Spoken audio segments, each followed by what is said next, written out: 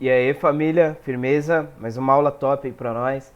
A aula de hoje é uma aula introdutória sobre o processo de descolonização dos países do continente africano, tá? Então, como ela é uma aula introdutória, a gente vai estar aí fazendo mais um processo de recapitulação de alguns conceitos, né, de algumas coisas que a gente vai abordar, para vocês terem ali um chão palpável onde vocês consigam pisar e a gente consiga analisar aí alguns processos individuais de independência, algumas lutas individuais, para a gente compreender melhor a complexidade do continente.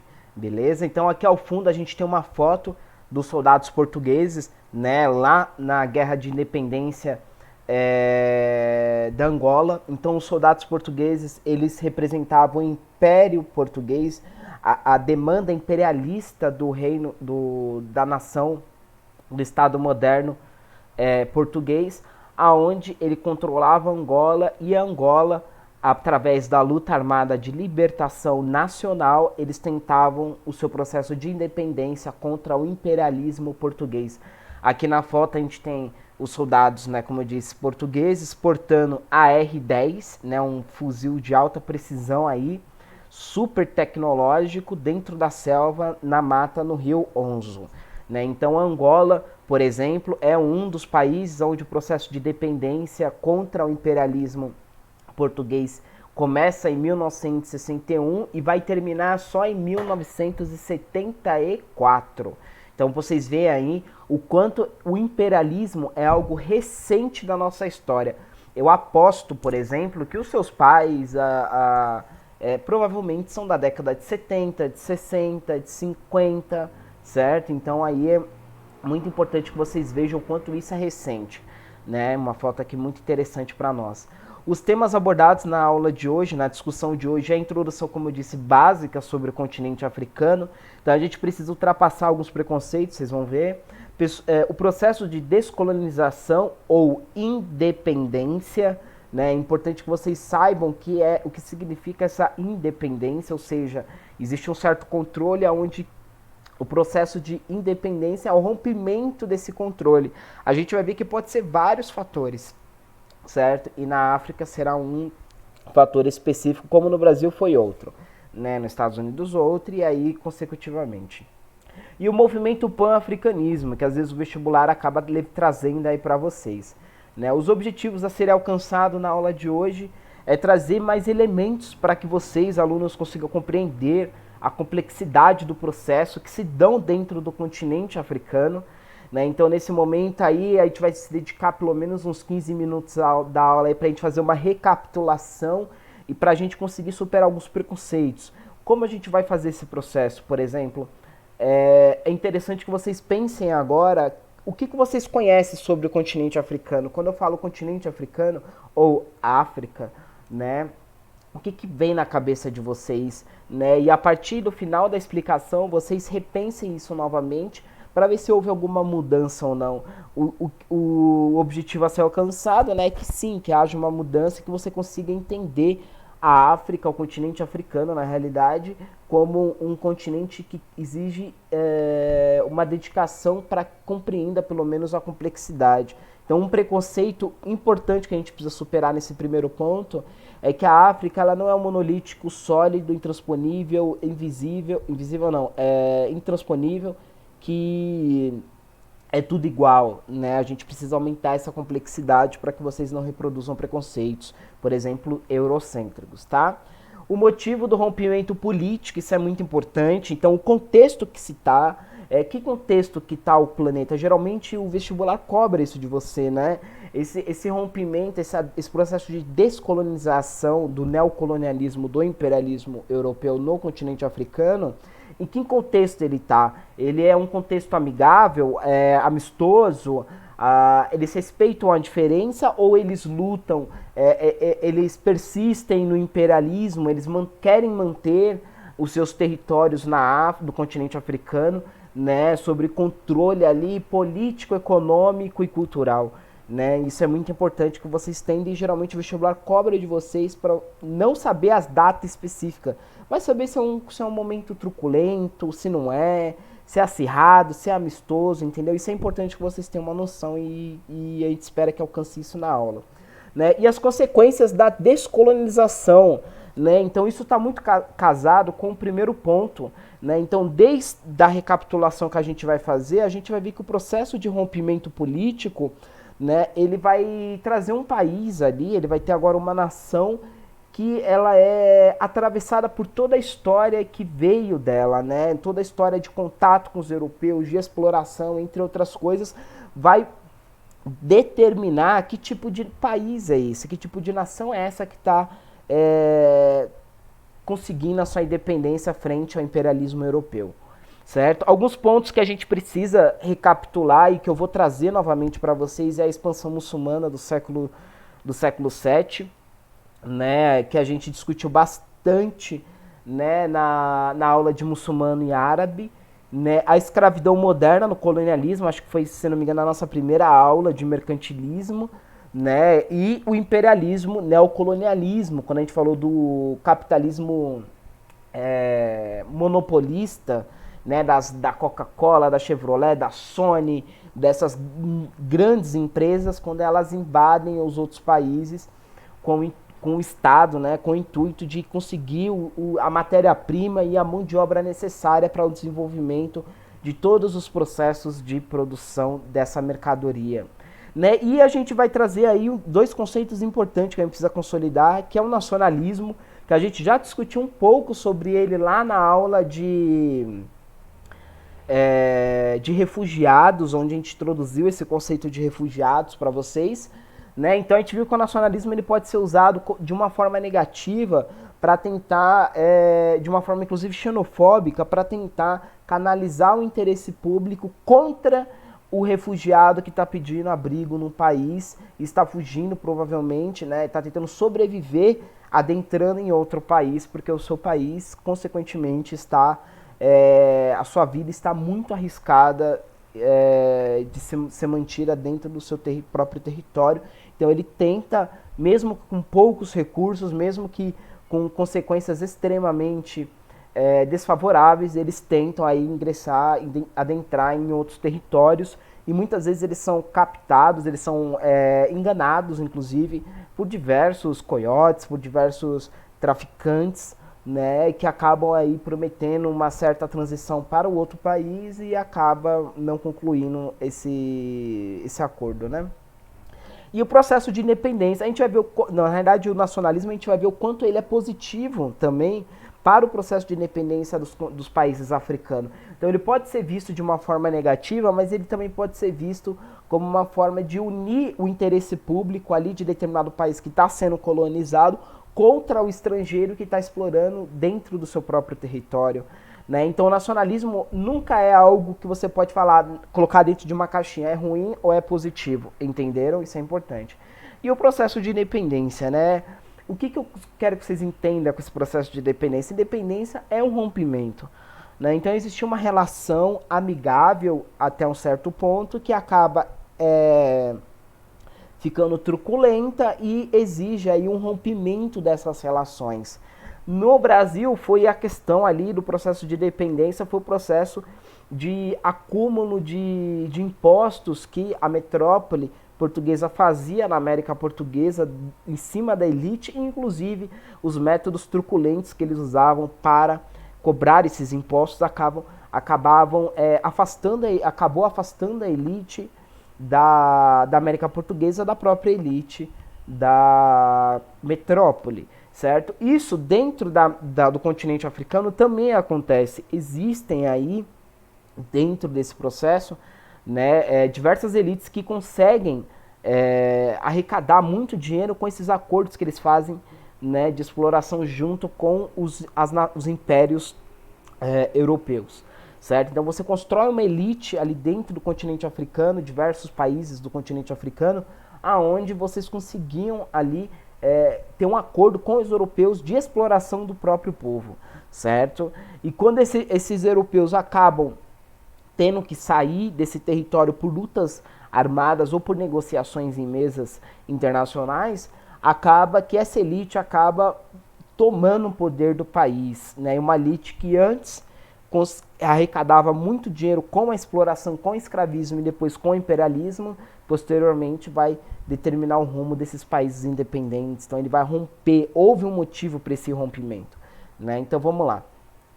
A divisão geopolítica, né, essa primeira parte introdutória, né, a divisão geopolítica do continente, ele se dá tanto na África do Norte como na África subsaariana.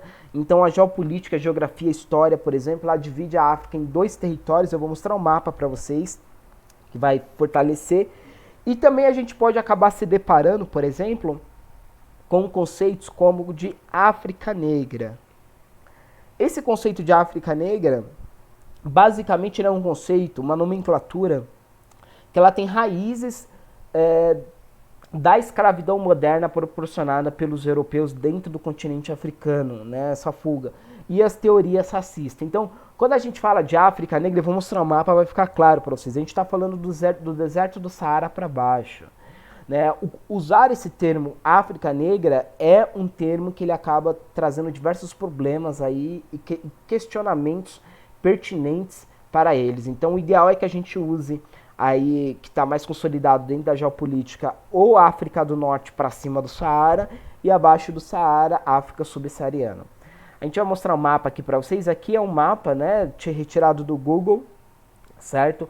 Da África hoje, na divisão atual dos países. Então a gente está vendo os risquinhos aqui, são as fronteiras entre os países. A Argélia, a Líbia, Egito, Sudão, o Chad, o Níger, o Mali, né, todos esses países, a Guiné, a Gana, a Nigéria, né? A gente está vendo diversos países aqui que essas fronteiras, elas são posterior, por exemplo, elas são posterior ao momento de descolonização. E a gente vai ver o quanto essas fronteiras afetavam. Esse continente, basicamente olhando as imagens, a gente vê que ele é muito maior do que qualquer outro continente dentro da África. A gente tem a América do Norte, a América Latina, o continente africano, o continente europeu, o Oriente Médio e a Ásia, né? O Oriente Médio e a Ásia aqui junto com a China, a Índia, Mianmar, Tailândia, Vietnã, Filipinas. Então o continente africano, na realidade, ele está meio que no centro de todas as articulações desses outros continentes que o circulam, né? Basicamente, o continente africano ele teve seus primeiros contatos muito antes, inclusive, dos impérios romanos. Quando a gente tinha aí a Grécia, por exemplo, quando inicia a história geral, a Grécia e Roma, aquilo que a gente chama de mundo clássico, né, eles já tinham contato através da Grécia que está aqui, e a Itália, que era Roma, né, que conviveram junto, inclusive.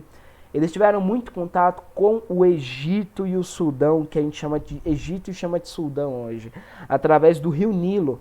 Então, a arquitetura, por exemplo, o papiro, né, que é as folhas, a filosofia grega, por exemplo, ela tem fortes influências do mundo Egito, né, do mundo do Egito aqui, né? A matemática, os gregos, eles aprendem muito a matemática, que proporciona a construção dessas obras, desses templos arquitetônicos, tanto grego como romano. Eles aprendem isso no Egito. Isso é muito importante. Então, já lá naquilo que a gente chama de antiguidade clássica, o norte da África ele já tinha diversos contatos, né? Inclusive de transferir conhecimento, cultura para o mundo europeu, para o mundo grego e para o mundo romano, certo? A partir do fim da Antiguidade Clássica, né, a gente tem aí que surge aqui dentro do Oriente Médio, né, perto aqui de Israel, Iraque, Síria, Arábia Saudita, surge um movimento de expansão da religião muçulmana, certo? Então, diversos povos árabes, eles vão tanto para o leste, né, em direção à Ásia, né, e acabam aí muçulmanizando, eles acabam expandindo a religião muçulmana para o Afeganistão, Paquistão, Índia, né, Nepal. Então eles vão levando a religião muçulmana para o leste, como também vão levando para o oeste, no norte da África, e inclusive consegue ultrapassar o Estreito de Gibraltar aqui e consegue entrar dentro da Península Ibérica em Portugal e Espanha. Então aquele movimento que a gente tinha de concentração do Império Português, a guerra de retomada da Península Ibérica, que a gente inicia a história do Brasil falando dessa guerra, É uma guerra que tem como consequência, né, expulsar os muçulmanos, os árabes muçulmanos, que transformaram esses países do norte da África e inclusive da Península Ibérica em países muçulmanos, da religião muçulmana. Então a África, ela não tem só contato com os europeus, como o continente africano, não só com os europeus, como também com os próprios povos árabes. O deserto do Saara, ele atravessa aqui, né, a Mauritânia, o Mali, o Níger, o Chad, o Sudão. Ele pega um pedaço da Argélia, da Líbia, do Egito, né, e o Rio Nilo, ele atravessa o deserto aqui, né. Então o Rio Nilo, por exemplo, ele foi sempre, né, um ótimo canal de comunicação entre a África subsaariana, que é esse território aqui, e a África do Norte, que é esse território aqui. Então, às vezes vocês podem falar, e o deserto, né, um puta desertão lá pra gente atravessar, é foda, né? Ele acabava sendo uma barreira que impedia a comunicação entre a África do continente da parte, os países do norte e os países do centro e do sul, que é a África subsaariana. Não. O deserto do Saara, inclusive através de carreatas e através de diversos grupos que atravessavam o deserto e faziam comércio dos produtos daqui para o norte e do norte para o sul, do centro para o sul. O Rio Nilo também aqui no Egito e no Sudão do Sul, na Etiópia, né, que deságua aqui no Quênia, deságua não, né, ele nasce aqui no Quênia, né. Esse rio ele era utilizado como um canal de comunicação entre a África do Norte e a África do Centro subsaariana, certo? O que eu quero dizer com isso?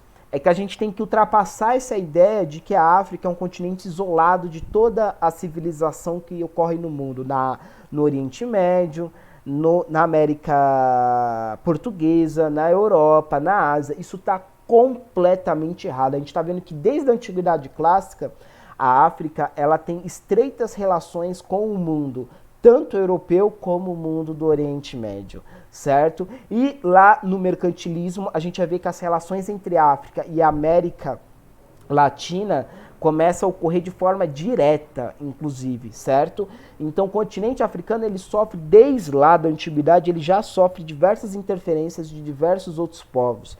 Então a relação entre o continente africano e os continentes europeu, americano, do norte e do sul, né, o Oriente Médio e a própria Ásia é intenso. Então a gente está ultrapassando esse primeiro preconceito que é muito importante. Né, a gente superar a ideia que a África ela é um processo monolítico, intransponível, e que lá, por exemplo, lá você tem vidas rudimentares, que na realidade não tem conhecimento circulante lá. Na realidade, a África, todo o conhecimento europeu, da Ásia e propriamente das Américas, foi possibilitado através do contato com o próprio continente africano, como a gente disse, da Antiguidade Clássica e também do processo de expansão da religião muçulmana, certo? Então, os países aqui, por exemplo, do norte, a gente tem que diversos etnias falam árabe, certo? Falam muçulmano, na realidade, né? Árabe é uma etnia, não uma religião, né?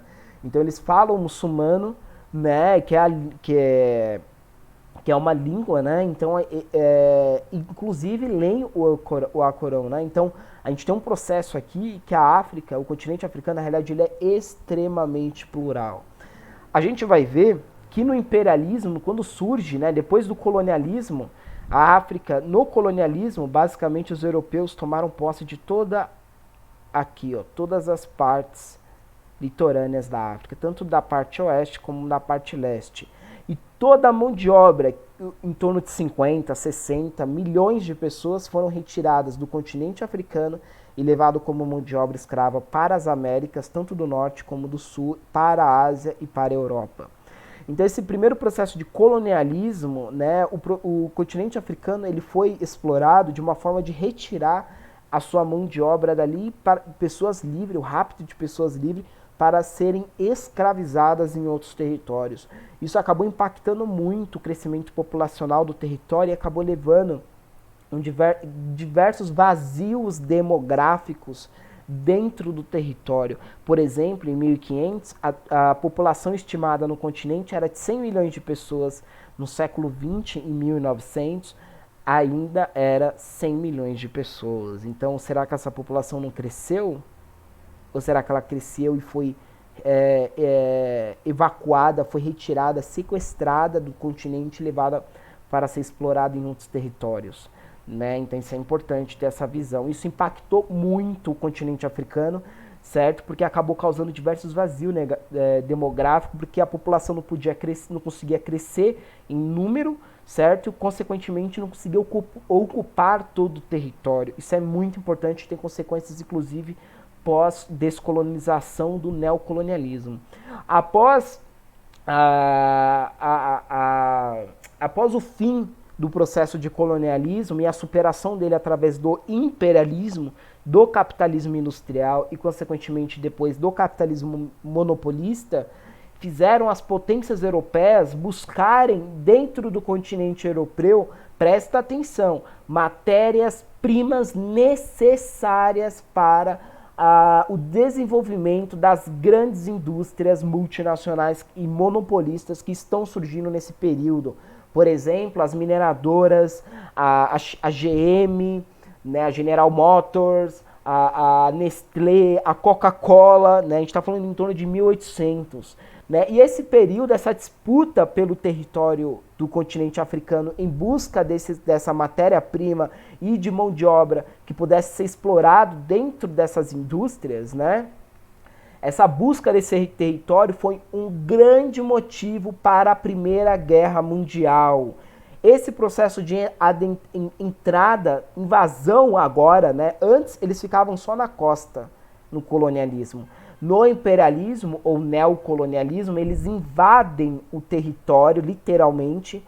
Eles adentram para a parte interior do continente e começam a administrar politicamente, culturalmente e economicamente todo esse território.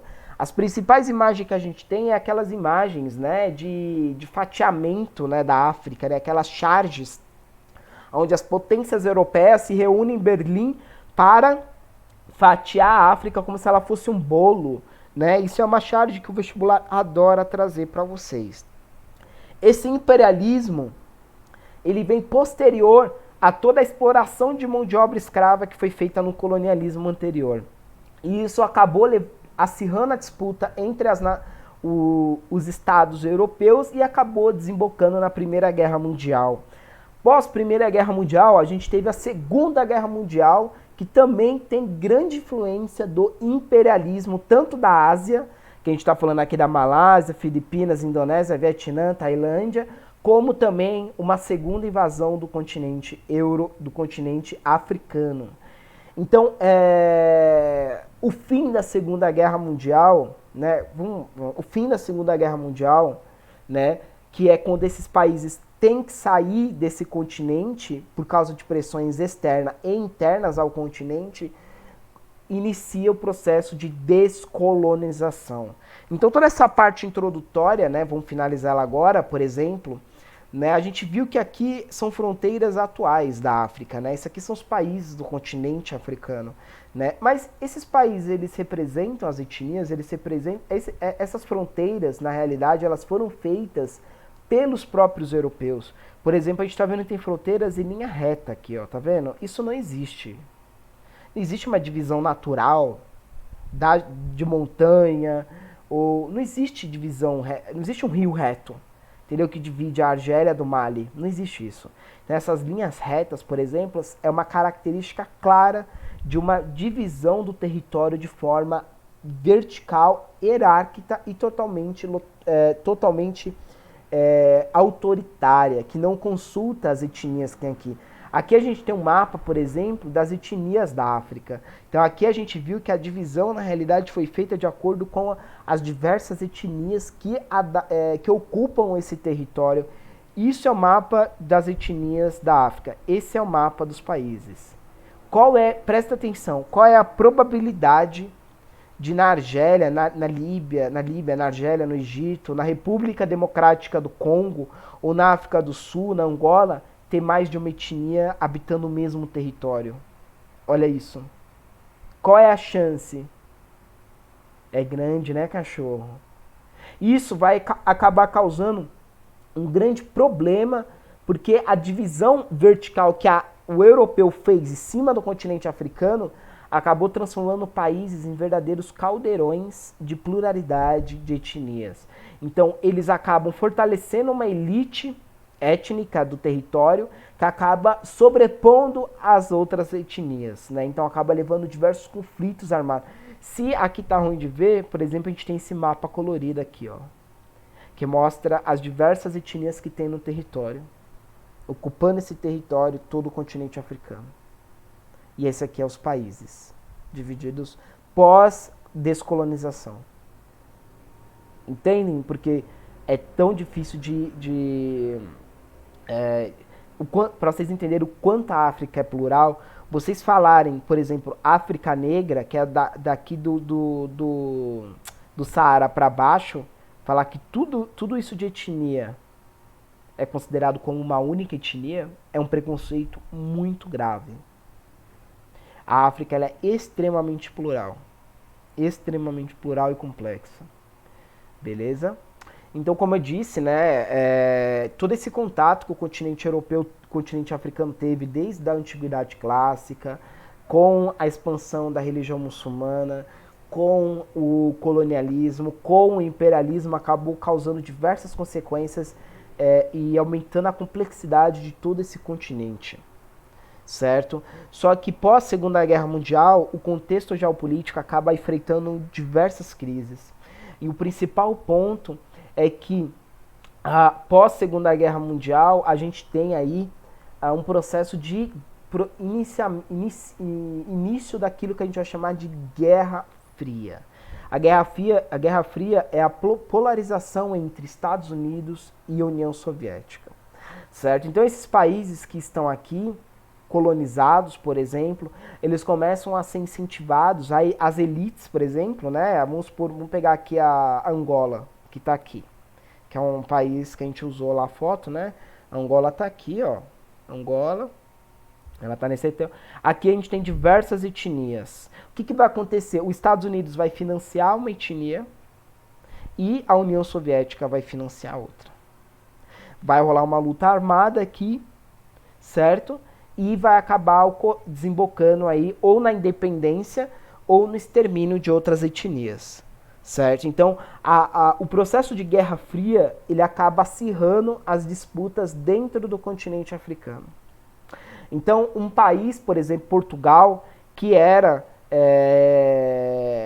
o imperialista na Angola, ele é apoiado pelos Estados Unidos para que mantivesse o seu imperialismo ali. Só que os grupos que buscam a independência através da luta armada contra Portugal da Angola são apoiados pela União Soviética. Entenderam? Os Estados Unidos apoia Portugal para que Portugal mantivesse o seu poder sobre a Angola e a União Soviética apoia os outros grupos que estão tentando o processo de independência. Mas isso é uma coisa, então um é bonzinho, o outro é mal? Não, velho. Porque na realidade, aí você vai ver lá, os Estados Unidos, como a gente falou na aula do Oriente Médio, da Al-Qaeda, apoia a Al-Qaeda para expulsar a União Soviética do Afeganistão na década de 70, por exemplo. Então isso é muito de acordo com os interesses, né? Se o seu inimigo apoia um lado, você apoia o outro lado. Independente se ele é colonizador, se ele está buscando a independência, foda-se. O bagulho é enfraquecer o seu inimigo.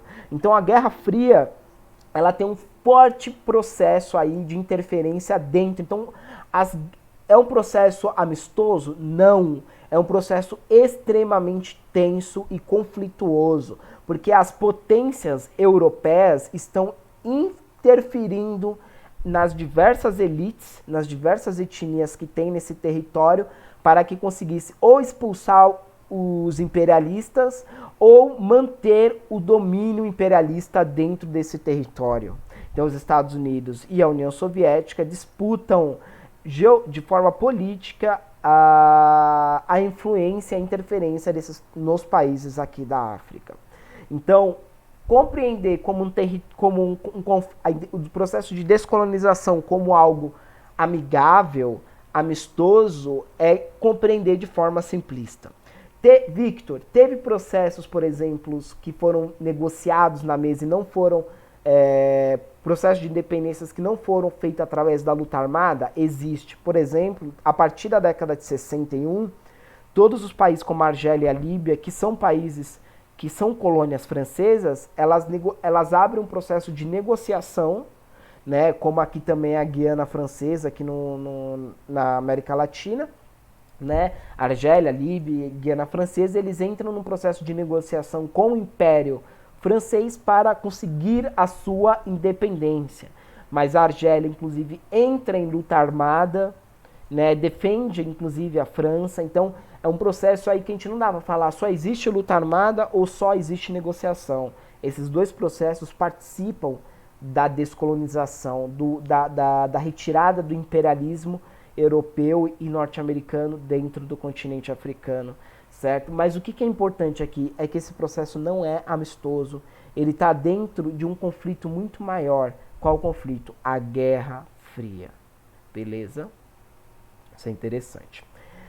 Outra questão agora, isso é a questão externa, né, que potencializa o processo de descolonização.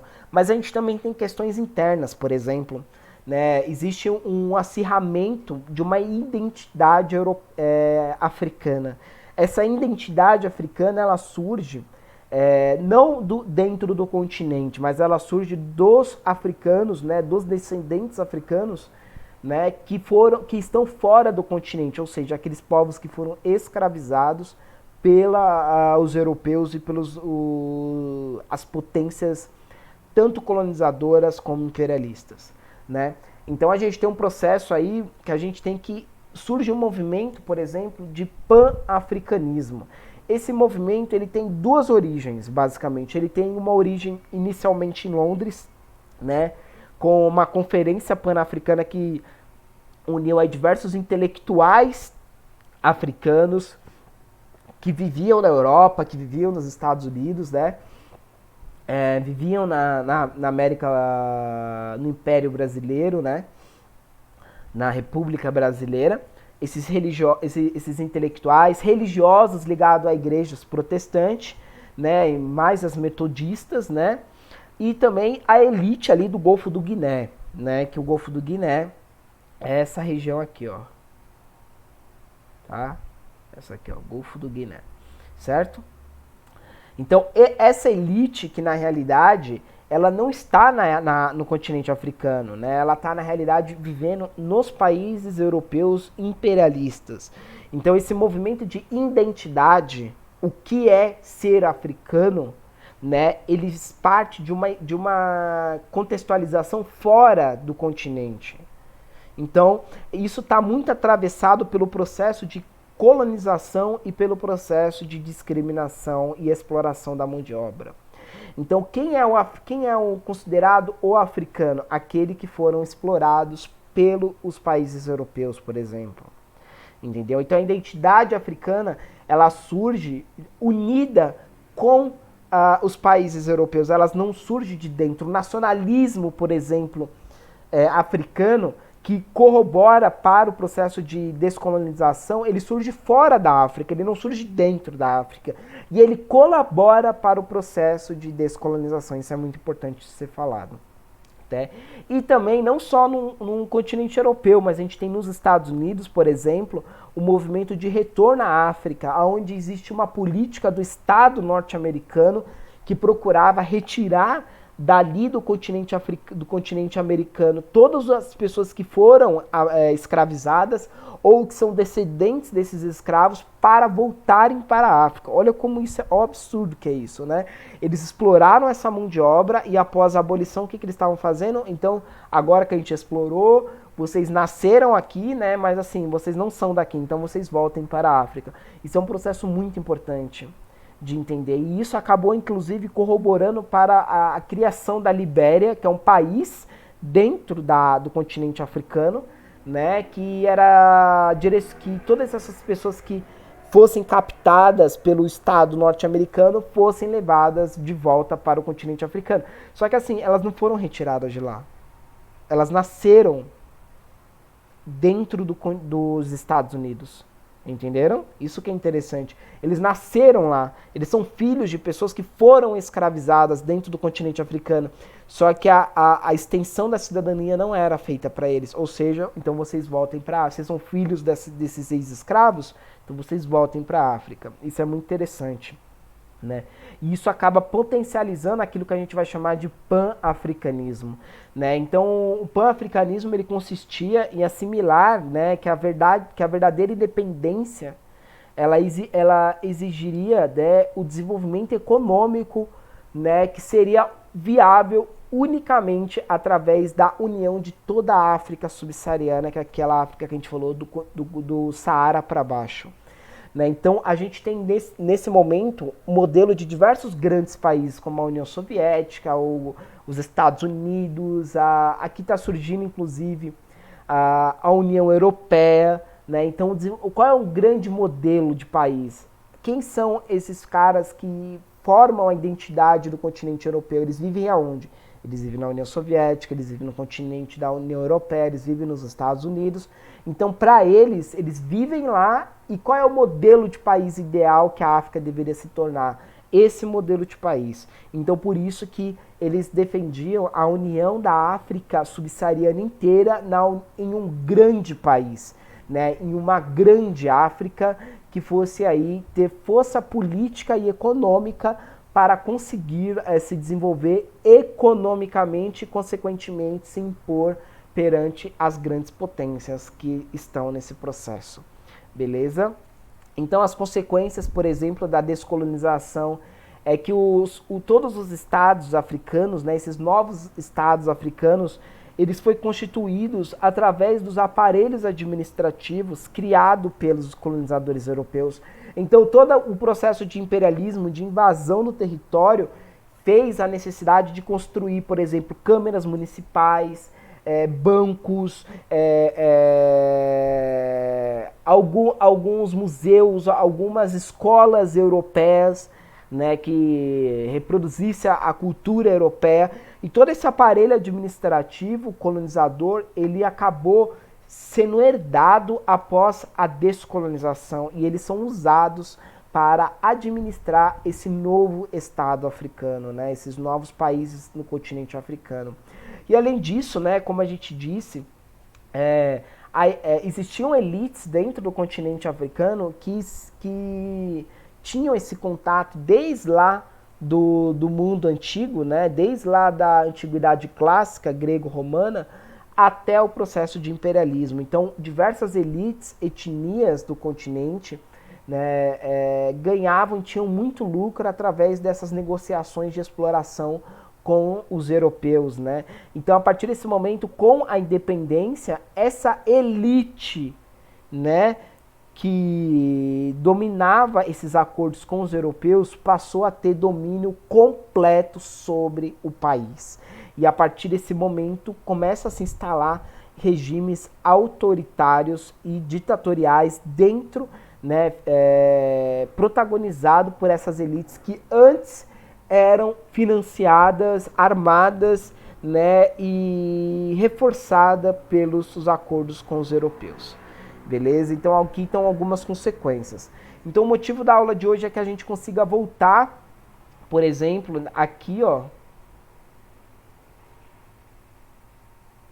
e que vocês consigam entender agora, por exemplo, que a África ela não é um monolítico. Ela tem diversas etnias. Não dá para você falar, por exemplo, que todo mundo na África ele é da mesma etnia, né? Que é um povo preto, por exemplo. Não dá para falar isso. Isso é um absurdo. São povos pretos, né? São várias etnias, são diferentes entre si, cultura, etimologicamente e também fisiologicamente diferentes.